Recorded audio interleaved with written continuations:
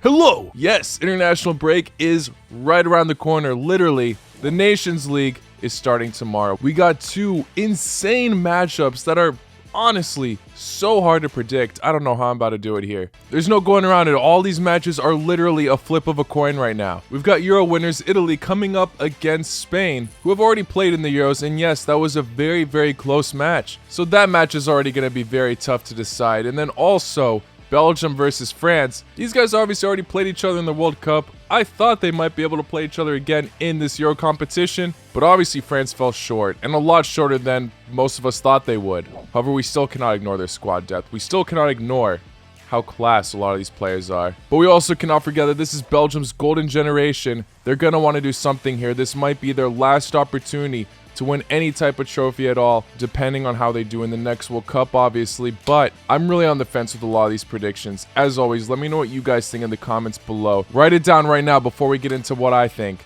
But before we get into my actual predictions, let's take a look at our sponsor, OneFootball. OneFootball is an amazing app which keeps you up to date with all of the latest football news. Instead of having to Google search everything over and over again, everything is right there on the app, easy to access and view. For nearly every league, you can check out the schedule, the current standings, the latest news, and you can even select your favorite team you wish to receive extra notifications for. You can even check out the stats of every player in each competition, which can help you make changes to your fantasy team and all that. Guys, I highly recommend you get this app. It's free, easy to use. You might as well go check it out now. I'll leave a link in the description below. Alright, so in this video, I'll obviously be going over who I think will win in the semifinals, and also give you my final prediction from that supposed outcome, and also what I think will happen in the third place match. So not an insane amount of matchups to cover, but a lot to think about here, okay? No matter how much you tactically analyze this match, anyone can be wrong here, okay? These are all top sides. It's going to be a tough one. Let's take a look at Italy versus Spain first. The last time these guys faced each other, it went to penalties. I mean, most people are predicting Italy to be the favorites as they have been coming off really strong for the majority of the tournament. Spain almost got out to an insane comeback from Croatia, putting them into extra time, but Spain still did the job in extra time, unfortunately. But the Spain squad, I mean, they still were pretty unlucky against Italy. Enrique has been a tremendous coach considering the squad he put together. I mean, a lot of people writing off Spain when they saw that squad. No Real Madrid players in the Euros. A lot of youngsters starting as well. Not starting David De Gea. A lot of ballsy decisions which ended up working very well for the Spanish squad. But both squads are missing some forwards we're familiar with in Euro 2020. Italy are not bringing Ciro Immobile to the squad. Pretty sure he picked up an injury though. Lots of people aren't really talking about it as he hasn't had a terrific tournament.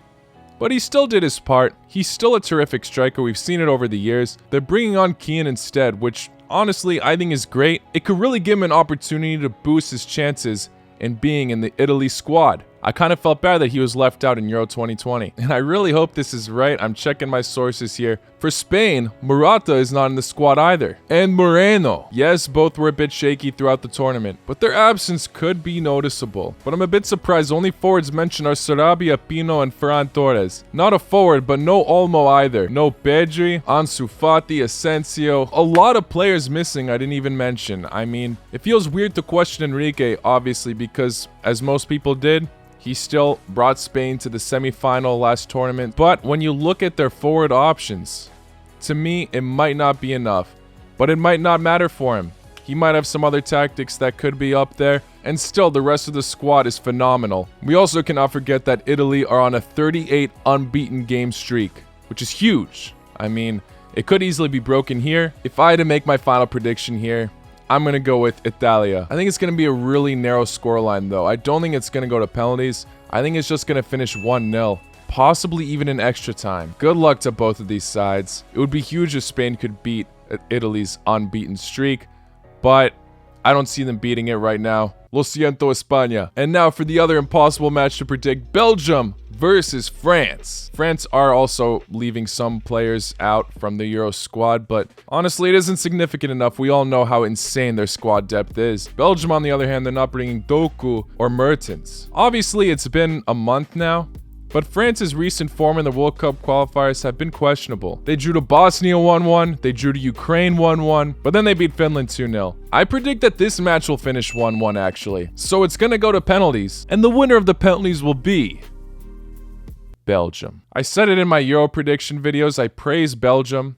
And I was wrong. I kept saying that they're going to take advantage of their golden generation, win something finally, blah, blah, blah. But this is the Nations League we're talking about. Less matches will be played. I think they could potentially make a comeback against France after the World Cup. I think for the next round, they got it under control. Good luck to both of the sides, though. So let's take a look at that third place match that I have set up here. France versus Spain. It's going to be a close battle, but after France get upset in that semifinal match, I think they can grab the win against Spain. Maybe a bit more high scoring than the other results I've said. I'll say 2-1 for France. The lack of forward options could potentially hurt Spain, but their midfielders might pop off. We don't know. I think France have just enough firepower up front, though, to produce a great result against Spain. And now for the final match I supposedly have up. I'll possibly redo this prediction if I have this matchup wrong. Atelier versus Belgium. Another match which has happened in Euro 2020. We've already seen Italy beat Belgium. Both wins would be remarkable. Italy could have their 40-game unbeaten streak, or Belgium could finally win a tournament with their golden generation. Do I think Italy will break their amazing winning streak at this point, though? No. No, I don't. I'm sorry. I think Italy will win this match 1-0.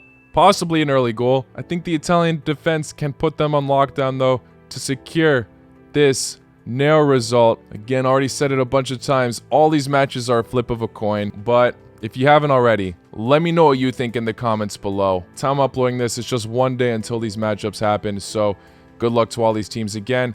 Thank you all for making it to the end. If you enjoyed this video, please hit that like button. Subscribe if you're new. I'll see you all very, very soon. Make sure you check out my World Cup qualifier prediction videos if you haven't already. I uploaded that a few days ago, but yeah, take care. La cu noci.